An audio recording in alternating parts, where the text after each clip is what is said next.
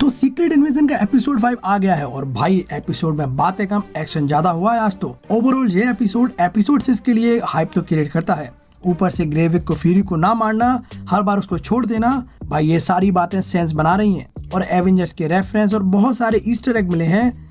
तो आइए बात करते हैं। तो खैर सबसे पहले अपना एपिसोड 5 के बारे में बात ही कर लेते हैं। तो भाई एपिसोड 4 के लास्ट में हुआ ये था कि टेलोस मारा जाता है, निक फ्यूरी प्रेसिडेंट को लेकर चला जाता है। तो एपिसोड 5 की स्टार्टिंग वहीं से होती है। फ्यूरी प्रेसिडेंट को हॉस्पिटल ले जाता है और वो प्रेसिडेंट को स्कल से बचाना चाहता था, यानी कि अपने स्कल रोडी से। और यहाँ पर टीवी पे न्यूज दिखती है कि भाई सारी दुनिया को पता चल चुका है कि स्कल नाम के बंदे भी होते हैं। तो भाई अब सारी दुनिया स्कल्स के बारे में जान चुकी है। खैर स्कल्स के लिए भाई अपना फ्यूरी गेट पर ही बैठ जाता है। जबरदस्त सीन था, यहाँ फ्यूरी सच में फ्यूरी हो गया था। ऐसा रूप उसका काफी टाइम पहले देखने मिला था, जो कि भाई देखकर अच्छा लगा मेरे को तो। और यहीं दूसरी तरफ ग्रेविक अपने रशिया के अड्डे पे वापस आ जाता है। यहाँ पैगोन उससे सवाल करता है कि हम प्रेसिडेंट को तो नहीं मार पाए, लेकिन जब तेरे पे मौका था तूने निक फ्यूरी को क्यों नहीं मारा। तो यहाँ में पता चलता है कि निक फ्यूरी पे कुछ है जो कि ग्रेविक को चाहिए। वो है भाई एवेंजर्स के डीएनए, जैसे कैरोल डेनवर के और भी एवेंजर्स के हैं, जिनको कलेक्ट करने का काम निक फ्यूरी ने स्कल्स को दिया था बहुत पहले, यानी कि एवेंजर्स एंड गेम के टाइम के और भी बैटल के टाइम पर। और ग्रेविक को उन्हीं डीएनए की तलाश है। निक एक सीक्रेट प्रोजेक्ट चला रहा था जिसका नाम है हार्वेस्ट। खैर यहाँ पर पैगोन और ग्रेविक की बातों में खैर अपने स्कल्स का ट्रस्ट तो निक फ्यूरी से पहले ही हट गया था, लेकिन अब वो ग्रेविक से भी हट रहा था। फिर यहाँ स्कल्स के बीच ट्रस्ट इशू चालू हो जाता है और इसी गर्मा गर्मी में ग्रेविक पैगोन को मार देता है। अब यहाँ ग्रेविक से कुछ स्कल डरने लगते हैं और उनका ग्रेविक के प्रति बिहेवियर भी चेंज होने लगता है, जो कि साफ साफ दिखता भी है। यहाँ ग्रेविक नकली रोडी को कॉल लगाकर कहता है कि प्रेसिडेंट को जिंदा रखो और उनको रशिया में स्क्रोडोस के बेस की लोकेशन दिखाओ और वहाँ हमला करवाओ। उन्हें ये लगना चाहिए कि ये हमने रशिया स्कल के साथ मिलकर कर रहा है, जिससे भाई यूएस उन स्कल्स के बेस को उड़ाने के लिए मजबूर हो जाएगा और यहीं से हमारी वर्ल्ड वॉर 3 की शुरुआत हो जाएगी। अब यहाँ पर ग्रेविक 2 चाल खेल रहा है, एक तो वर्ल्ड वॉर 3 कराने की, और अगर भाई हमला यूएस ने करा तो भाई उस बेस में जितने भी स्कल्स हैं मारे जाएंगे और उस बेस में जितने भी ह्यूमंस हैं जिनको फ्रैकिंग पॉट्स में रखा गया है वो भी मारे जाएंगे। फिर यहाँ पर नकली रोडी हॉस्पिटल पे आने के बाद या फ्यूरी रोडी को फेस करता है, जिसके बाद रोडी फ्यूरी की क्लिप्स ऑनलाइन डलवा देता है जिसमें वो मारिया हिल को शूट कर रहा था। अब दुनिया भी जान चुकी है कि भाई मारिया हिल को निक फ्यूरी ने मारा है भाई, जिस वजह से वो मोस्ट वांटेड बन जाता है, इसलिए वहाँ से फ्यूरी को निकलना पड़ता है। अब यहाँ सोनिया फॉस्फर दिखाई जाती है, जो कि एपिसोड 4 में कुछ छानबीन कर रही थी और यहीं वो उसको अंजाम देने आती है। और यहाँ उसको पता चलता है कि MI6 का हाई रैंकिंग एजेंट डेरेक एक स्कल है, जिसको वो कन्फ्रंट करती है और सबको बिलीव भी करवाती है कि भाई अपने बीच स्कल्स हैं। और भाई उससे वो पूछताछ करती है और तुम्हें पता है कि भाई सोनिया कितनी खतरनाक है, एक एक से उगलवा लेती है वो। फिर यहाँ वो फर्जी डॉक्टर डेल्टन और विक्टर के जहाँ पहुंच जाती है। यहाँ ये दोनों स्कल थे और इन दोनों से जानकारी निकाल लेती है। और ये दोनों वही लोग हैं जो शुरुआती एपिसोड में स्कल के लिए मशीन बना रहे थे। और इन दोनों की ह्यूमन बॉडी रशिया के फ्रैकिंग पॉट्स में डली हुई है, जिसको तुम यहाँ देख सकते हो। और इसी के बगल में मुझे लग रहा है कि भाई ये रोडी की बॉडी है, जो कि भाई सबको फ्रैकिंग पॉट्स में रखा हुआ है। तो यहाँ सोनिया को मशीन के बारे में पता चल जाता है और भाई तभी एक स्कल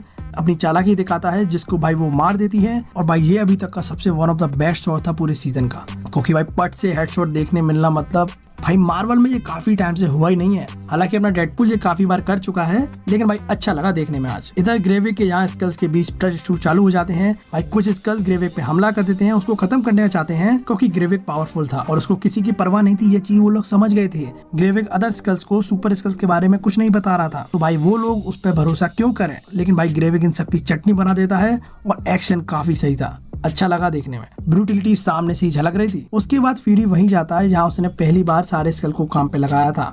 या वो पहली बार ग्रेविक से मिला था, जहां पर भाई करंट में गाया बैठी है। गाया उसको बताती है कि ग्रेविक को हार्वेस्ट चाहिए। हार्वेस्ट प्रोजेक्ट में सारे एवेंजर्स के डीएनए हैं, जो कि भाई ग्रेविक को चाहिए।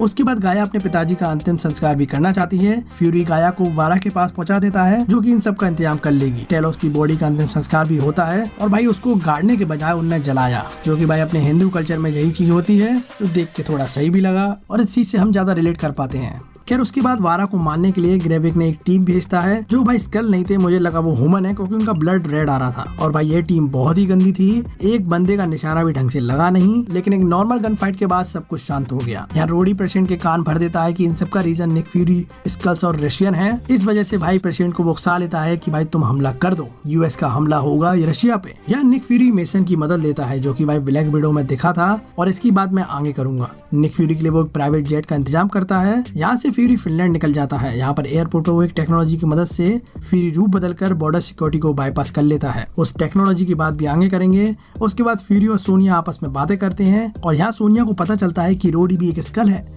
फिर यहाँ निक फ्यूरी अपनी ही ग्रेव पे जाता है, मतलब हर जगह फ्यूरी की ग्रेव बनी हुई है, हर देश के लिए वो मर गया है, लेकिन भाई फिनलैंड ही क्यों चुना उसने, जिसका जवाब भी हमें आगे मिलता है। तो जहाँ उसने अपनी ग्रेव के अंदर ही वो प्रोजेक्ट हार्वेस्ट को रखा हुआ है, जो कि भाई देखने में तो एक आग की दवाई लग रही है। अब ये क्लियर नहीं करा है कि इसमें डीएनए एक जने का है कि सबका कंबाइंड है, लेकिन एक तरह से देखा जाए तो निक फ्यूरी ने ये फिनलैंड ही क्यों चुना, क्योंकि भाई वो कहता भी है यहाँ पर ठंड ज्यादा है, इसलिए उसने वहाँ रख दिया, क्योंकि भाई ऐसी चीजें ठंड में ही सर्वाइव कर पाती हैं। और अब इसी चीज की जरूरत ग्रेविक को है। यहाँ पर निक फ्यूरी अपना आई पैच पहनता है और अपना पुराना निक फ्यूरी भी बनता है, और यहीं पर एपिसोड 5 खत्म हो जाता है। खैर इसके बाद अपन बात करें इसके हिडन डिटेल्स और ईस्टर एग के बारे में, तो नंबर 1 निक फ्यूरी का सीक्रेट प्रोजेक्ट हार्वेस्ट, जिसको एग्जीक्यूट करा स्कल ने, क्योंकि भाई उनसे बेहतर ये काम कोई कर ही नहीं सकता। एवेंजर्स एंड गेम की बैटल के बाद जिन जिन के सुपर हीरो को ब्लड ग्रे मिले वो भाई स्कल ने कलेक्ट कर लिए, और यही रीजन है कि भाई ग्रेवे पर 4 लोगों का डीएनए है।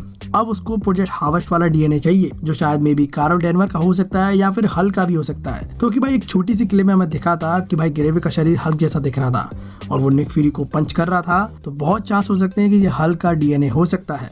नंबर 2 रिचर्ड मेसन, जो एक प्राइवेट कॉन्ट्रैक्टर है, जो कि एक इंटरनेशनल स्मगलर है, जो एक इंडिपेंडेंट कॉन्ट्रैक्टर है, और जब भी कोई मोस्ट वांटेड बनता है इसी बंदे को याद करता है। जैसे नताशा ब्लैक विडो मूवी में बनी, उसने मेसन की मदद ली। अब निक फ्यूरी मोस्ट वांटेड बन चुका है तो उसने उसकी मदद ली, उसने प्राइवेट जेट का इंतजाम करवाया। फ्री में नहीं करता, ये बंदा पैसे लेता है। तो भाई एक तरह से देखा जाए तो ये कैरेक्टर आगे दिखेगा।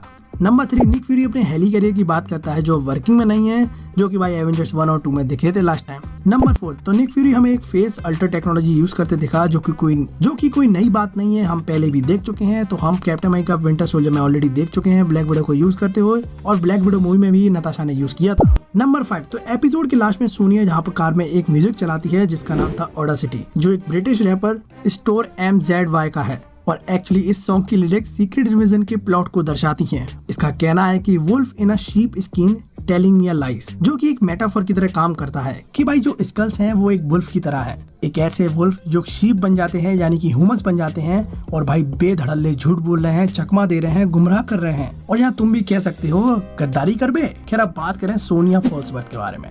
देखो तुम्हारा नहीं पता, लेकिन मुझे सोनिया फॉल्सवर्थ का कैरेक्टर काफी तगड़ा लगा, काफी वेल रिटर्न कैरेक्टर है ये, क्योंकि इतनी सारी चीजें होने के बाद भी उसका काम रहना, ब्रूटल तरीके से फैसले लेना, और उसके हैस्टी डिसीजन जिसके कॉन्सिक्वेंस भी अच्छे होते हैं, उसमें दिमाग कितना है। डेरेक को गोली मारी, वो भी हाथ पर, हेड पे मारती तो उसकी security on the spot Sonia को मार देती, लेकिन उसने हाथ पे गोली चलाई ताकि उसको अपनी बात कहने का मौका मिले। काफी सोफिस्टिकेटेड कैरेक्टर है वो। यही निक फ्यूरी भी हॉस्पिटल में रोडी के हाथ पे गोली चला देता तो भाई स्कल रोडी का सच सामने आ जाता। खैर सोनिया फॉल्सवर्थ का कैरेक्टर काफी अच्छा लगा, जब वो स्क्रीन पे आती है भाई मजा आ जाता है। खैर अब कोई मुझसे ये मत कहना भाई कि निक फ्यूरी का शो है, सोनिया फॉल्सवर्थ फीमेल है, वो ऊपर दिख रही है। भाई ये तरीका होता है कि एक अच्छे कैरेक्टर को आप कैसे लिख के दिखाते हो और वो तुमको कैसा अच्छा लगता है। कुल मिला के इन दी एंड एक ही बात कहूंगा कि तुमको क्या फील होता है, तुमको मजा आई कि नहीं आई। खैर अब बात करें एपिसोड 6 में क्या होने वाला है, तो भाई निक फ्यूरी सीधे जहाँ से जाएगा उसके बेस पे, जहाँ वो सोनिया की टीम के साथ जाएगा, और यहाँ गाया भी उसके साथ आएगी। फिर निक फ्यूरी वो लैब वाले रूम में जाएगा जहाँ जिसमें वो मशीन भी है, या दूसरी तरफ प्रेसिडेंट हमला करने के लिए तैयार हो चुका होगा, या निक फ्यूरी और ग्रेविक लड़ेंगे जिसमें निक फ्यूरी पिट रहा है। ये तो रही ऑफिशियल वाली बात, क्योंकि ये तो ट्रेलर्स की क्लिप से मैंने देख लिया था, लेकिन भाई ये सीरीज एपिसोड 6 के लिए बहुत कुछ बचा कर रख रही है, तो भाई इंतजार करना बनता है। देखो भाई 5 एपिसोड देख लिए हैं, अभी तक कोई शिकायत तो सामने नहीं आई है। हल्की फुल्की पेसिंग स्लो है, लेकिन सुपर हीरो स्टफ नहीं है, तो मेजॉरिटी इग्नोर कर रही है सीरीज को, लेकिन जिनको पता है कि वो क्या देख रहे हैं उनको अच्छा लग रहा है। स्कल अपने ट्विस्ट टर्न से मजे बांध रहा है, और भाई फ्यूरी के राज पे राज खोल रहे हैं, उन्हें भी देखने में मजा आ रहा है। तो भाई सीरीज का सबसे बड़ा सवाल है कि फ्यूरी ने एवेंजर्स को क्यों नहीं बुलाया। पहला रीजन तो वही है कि स्कल अगर उनका रूप लेकर उनको बदनाम कर देंगे, जिसकी वजह से सुपर हीरो पहले ही बदनाम हो चुके होंगे, और ये एक तरह की और क्योटिक सिचुएशन बन जाएगी। दूसरा, अब सुपर हीरो आ भी गए तो वो सबसे पहले निक फ्यूरी को सुनाएंगे कि क्या जरूरत थी तेरे को ऐसा प्रोजेक्ट बनाने की, काय को उंगली करी तूने। अब इसलिए फ्यूरी सब कुछ सीक्रेट तरीके से निपटा रहा है, क्योंकि सीरीज का नाम भी सीक्रेट इन्वेजन है। हालांकि फ्यूरी का भी यही कहना है कि कब तक हम इन हीरो के सहारे बैठेंगे। खैर अब देखा जाए तो भाई निक फ्यूरी ने हार्वेस्ट प्रोजेक्ट बनाया क्यों, तो देखो प्रोजेक्ट बनाने का उसका रीजन क्या था। तो देखो फ्यूरी ही वो बंदा है जिसने सुपर हीरो की टीम को एक साथ लाया, और भाई एवेंजर्स एंड गेम में उसकी दम पे ही सारी टीम खड़ी हुई थी, लेकिन अब उनकी अब्सेंस में ये दुनिया फिर से बेसहारा हो गई है। खतरा सिर पे मंडरा रहा है, अर्थ के पास कोई हीरो नहीं है, तो फ्यूरी ने सोचा आगे चलकर कोई दिक्कत ना हो, इसलिए भाई सबके सैंपल लेके रहो और भाई फ्यूचर में इसी दम पे हम कुछ क्रांति ला पाएंगे, मतलब कि नए हीरो खड़े कर पाएंगे। तो भाई सोचते तो सभी अच्छा है, सोचता तो टोनी भी था अच्छा अल्ट्रॉन को बनाने के बारे में, अब चीज उसके हिसाब से नहीं चली तो वो क्या ही करे। खैर भाई तुम्हें कैसा लगा ये एपिसोड तुम मुझे कमेंट में जरूर बता देना। तो भाई मेरी न्यू मास्टर चचा नाम से एक सीरीज आई है जिसमें भाई मैं हफ्ते भर की मूवीज, रूमर्स, अपडेट वगैरह सब देता रहता हूँ। अगर तुम अपना फालतू मतलब अपना बहुमूल्य समय निकालने की कोशिश कर सकते हो तो भाई मेरी वीडियो देख लेना, यहीं कहीं आ जाएगी। और भाई अच्छी लगे तो कमेंट कर देना, नहीं लगे तो भी कमेंट कर देना। तो भाई मिलते रहेंगे।